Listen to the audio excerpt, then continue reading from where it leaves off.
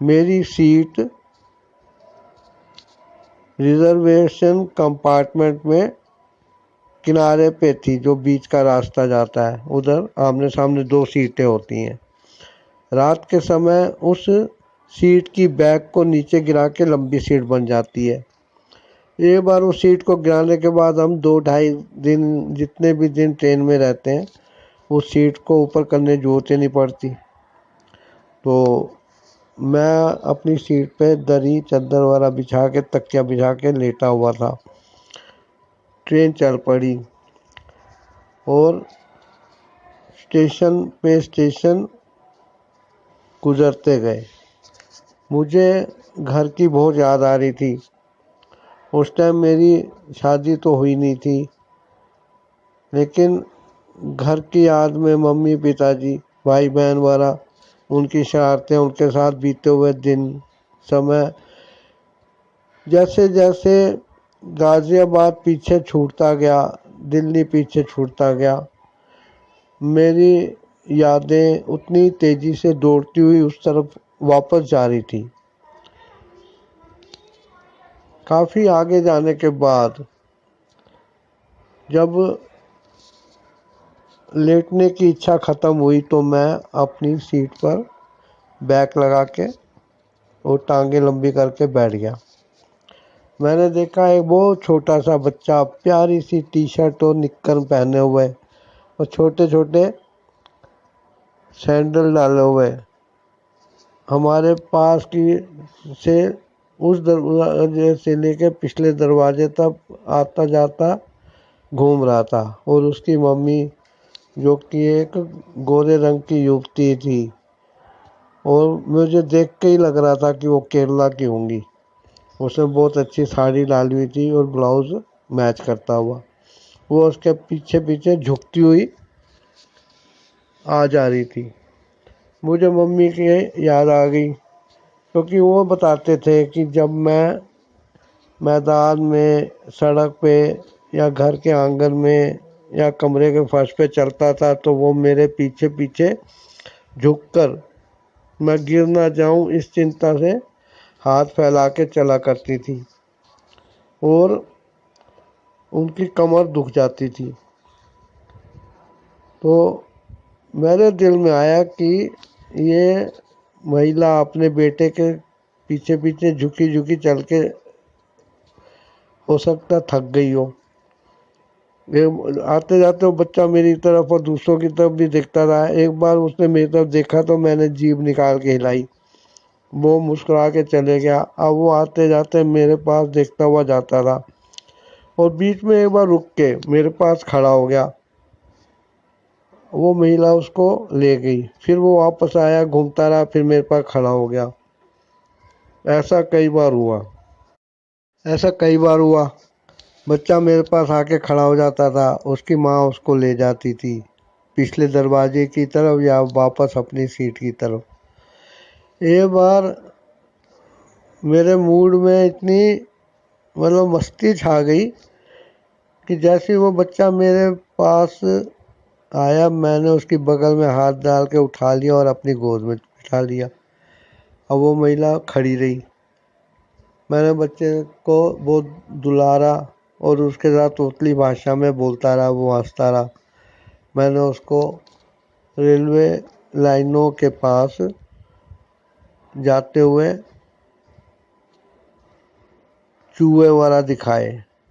Train रुके हुए कुछ देर हो गई थी और मैं उस बच्चे को गोद में लिए बातें करता रहा, उससे वो हंसता रहा। थोड़ी देर बाद थक हार कर शायद वो महिला भी मेरे पास सीट पे बैठ गई। बच्चे ने उसकी तरफ हाथ बढ़ाया तो वो आगे झुक के उससे बोलने लगी। अब हम दोनों के सिर एक दूसरे के नज़दीक थे और बीच में मेरी गोद में बच्चा था और मेरी टांगें फैली हुई थी। इतनी मेरी नज़र प्लेटफॉर्म पे गई तो मैं हैरान रह गया। मेरी ट्रेनिंग प्लाटून का एक ट्रेनिंग का साथी, जिसका नाम JS सरावत था और मेरठ का रहने वाला। वो मुझे प्लेटफॉर्म पे उतर के सामने से जाता नज़र आया। अचानक उसकी नज़र मेरे पे पड़ी और मुझे पहचान के आ गया पास में। आके मेरे से बात करता रहा और उसने उस महिला को हाथ जोड़ के बड़े अच्छी तरह नमस्ते भाभी जी।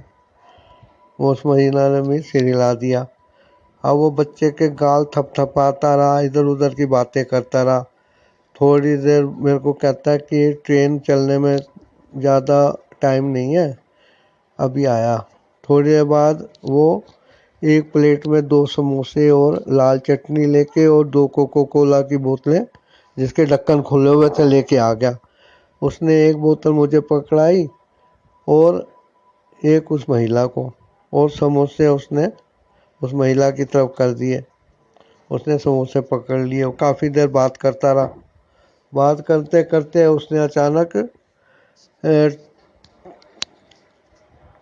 गार्ड के सीटी की आवाज़ सुनी तो मेरे को कहता है, अरे ट्रेन चलने वाली है, हम फिर मिलते हैं।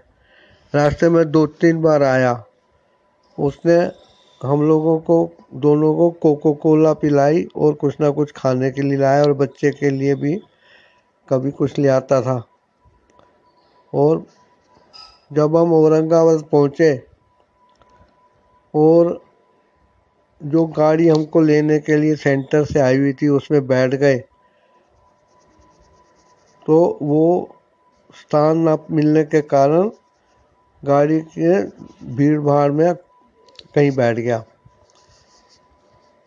औरंगाबाद पहुंचने के बाद नहा धो के जब हम फ्रेश हुए और बिस्तर खोल के अपने बेड लगा दिया और लॉकर में सामान रख दिया तो मेरे पास आया।